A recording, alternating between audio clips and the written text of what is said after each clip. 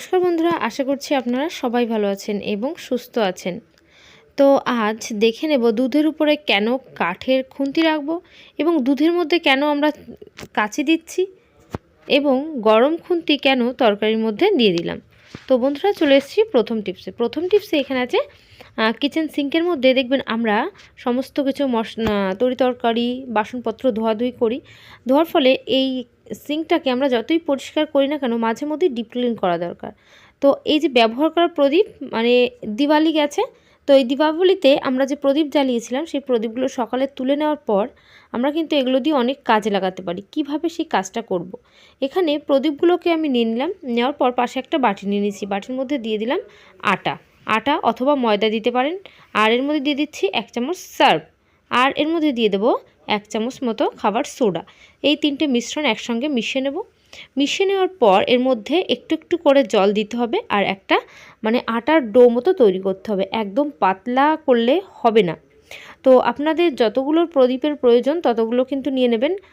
আমি ভিডিওটা দেখাচ্ছি সম্পূর্ণটায়, আপনারা যখন বুঝতে পারবেন কিভাবে কি করবেন তখন প্রদীপ সেই হিসাবে আপনারা নেবেন। তো এখানে আটাটা মাখিয়ে নিচ্ছি বেশ ভালো করে। মাখানোর পর আমি কিন্তু দুটো প্রদীপের মধ্যে এই মিশ্রণটা দিয়ে দেব। তো কিভাবে দেব, এই যে দেখতে পাচ্ছেন বন্ধুরা, এই যে মিশ্রণটা আমি দিয়ে দিলাম। দেওয়ার পর এটাকে কিন্তু রোদে শুকাতে হবে। এই আটাটা এখনই আর কাজ করলে হবে না। এইভাবে আমি দুটো প্রদীপের মধ্যে দিয়ে এটাকে সাইডে রেখে দেব। রেখে এটাকে কিন্তু মেন যেটা করতে হবে, রোদে শুকাতেই হবে। আর যদি রোদে শুকাতে না পারেন সেক্ষেত্রে ফ্যানের নিচে 1 থেকে 2 ঘন্টা রেখে দেবেন। তো রোদে আমি অনেকটা এর মধ্যে যে ভিজে ভাবটা টেনে গেছে, একটু শুকিয়ে গেছে।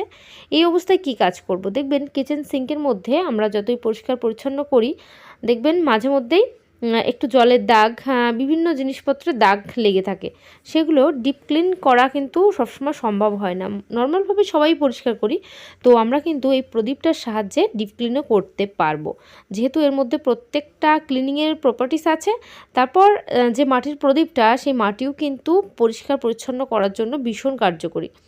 তো আমি এইভাবে ঘষে নেব। ঘষে নেওয়ার পর এটাকে প্লেন জলে ধুয়ে দেব। তো বন্ধুরা, আশা করছি আমার সিঙ্ক পরিষ্কার করার এই টিপসটা আপনাদের অনেকটা কাজে আসবে, অনেকটা ভালো লেগেছে। চলে যাব পরবর্তী টিপসে। এখানে দেখতেই পাচ্ছেন আমি দুধ নিয়ে নিয়েছি। এবার দুধ যখন আমরা ফোটানোর পর দুধটাকে একটু যে পুরো ঠান্ডা করতে হবে এমনটি নয়। ফোটানোর পরপরই আমরা এই দুধটার সাহায্যে কী করব। দেখবেন আমাদের অনেকের শরীরে আয়রনের মাত্রা কম থাকে, রক্তের মাত্রাটা কম থাকে। সেক্ষেত্রে কি করতে হবে, সেই আয়রনটা যাতে আমাদের শরীরে ভালোভাবে আসে, এই জন্য যখনই দুধ ফোটাবো দুধের মধ্যে লোহার কাঁচিগুলোকে এইভাবে রেখে দেব অথবা ঘুরিয়ে নেব। তাহলে কি হবে, এই লোহার যত গুণাগুণ সমস্ত দুধের মধ্যে মিশে যাবে। আগেরকার দিনে মানুষরা কিন্তু লোহার বিভিন্ন পাত্রে তারা রান্নাবান্না করতো, তরকারি রাখতো।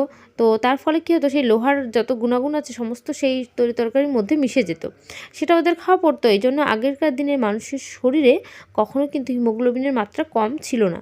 আর এখনকার মানুষের এই অত্যাধুনিক বাসনপত্র ব্যবহার করার ফলে আমাদের কিন্তু যাদের শরীরে রক্তের ঘাটতি, তাদের ঘাটতিটা থেকেই যায়। তাই আমরা এখন থেকে যেটা করব, সেটা আমরা লোহার পাত্রে নাইবা রান্নাবান্না করতে পারলাম, কিন্তু এইভাবে দুধ যখন গরম করব, দুধটা খাওয়ার আগে এইভাবে একটা পাত্রে ঢেলে, সেই স্টিলের গ্লাস হোক আর কাচের যে কোনো পাত্রে রেখে এইভাবে একটা ধুয়ে মুছে পরিষ্কার করা কাঁচি এর মধ্যে রেখে দেব। যেহেতু কাঁচিটা লোহার, এই জন্য সেই লোহার সমস্ত গুণাগুণ কিন্তু দুধের মধ্যে চলে আসবে। এইভাবে কিছু সময় রাখার পর এই দুধটা যদি আপনারা খেতে পারেন, দেখবেন সেই লোহার, যেহেতু দুধটা গরম ছিল, তাহলে ওই লোহার সমস্ত গুণাগুণ দুধের মধ্যে চলে আসবে। এবার যাদের শরীরে রক্তের মাত্রা কম আছে তারা কিন্তু এইভাবে যদি রেগুলার খেতে পারেন, দেখবেন অনেক অংশে সেই রক্তের কমিটা কমে এসছে, রক্তটা অনেকটা ঠিকঠাক হচ্ছে এবার। তো বন্ধুরা, আশা করছি আমার এই টিপসটা আপনাদের অনেকটা কাজে আসবে এবং অনেকটা ভালো লেগেছে। ভালো লাগলে কমেন্ট করতে কিন্তু একদম ভুলবেন না। তো আমি চলে যাব পরবর্তী টিপসে। আমরা যখন রান্নাবান্না করি দেখবেন অনেক সময় কি হয়, নানান রকমের কাজকর্ম করতে হয়। সেই নানান রকমের কাজের মধ্যে, সেই রান্নার মধ্যে একটু হলুদ বেশি পড়ে যায়। আর হলুদ বেশি পড়ে গেলে কি হয় আমরা সবাই জানি, হলুদ বেশি হলেই না তরকারিটা তেতো লাগে, একটা হলুদ গন্ধ লাগে। এবার আমরা কিভাবে সেই তরকারির হলুদটাকে কমাতে পারবো। কিচ্ছু করতে হবে না। আমরা যে খুন্তিটা করার মধ্যে দিচ্ছি সেই খুন্তিটাকে পাশে আগুনে গরম করে নিতে হবে। একদম খুন্তিটাকে যখন গরম করে নেবেন, লাল লাল মতন করে নিলে তো খুবই ভালো, তো এতটা করার প্রয়োজন নেই। একটু গরম যখন হবে সঙ্গে সঙ্গে সেই গরম খুন্তিগুলোকেই এইভাবে তরকারির মধ্যে কিন্তু দিয়ে দেবেন। দেওয়ার সঙ্গে সঙ্গে আপনারা দেখতে পাবেন পুরো এইখানে এই যে রিয়াকশানটা দেখতে পাচ্ছেন, এই রিয়াকশানটার ফলেই কিন্তু আস্তে আস্তে তরকারি থেকে হলুদটা কমতে থাকবে।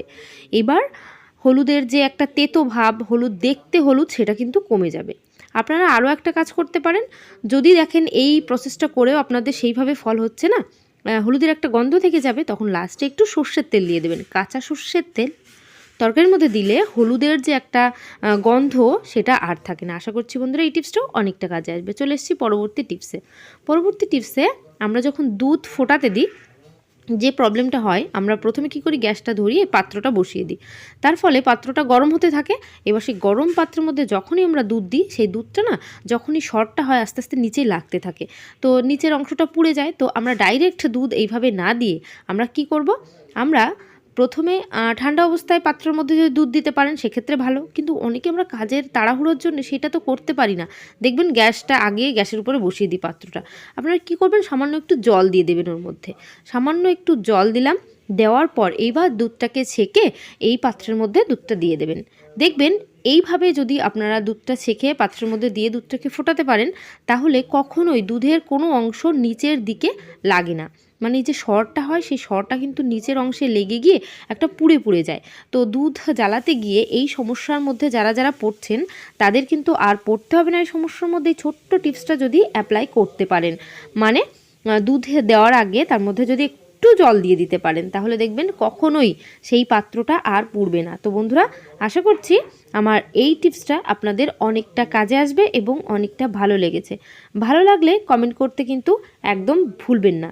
আর আমার চ্যানেলে যারা নতুন আছেন অবশ্যই কিন্তু চ্যানেলটিকে সাবস্ক্রাইব করবেন। এবার দেখিয়ে দিই কাঠের চামচ। এই যে কাঠের হাতা, খুন্তি, এগুলো আমরা কেন হাঁড়ির উপরে দেব?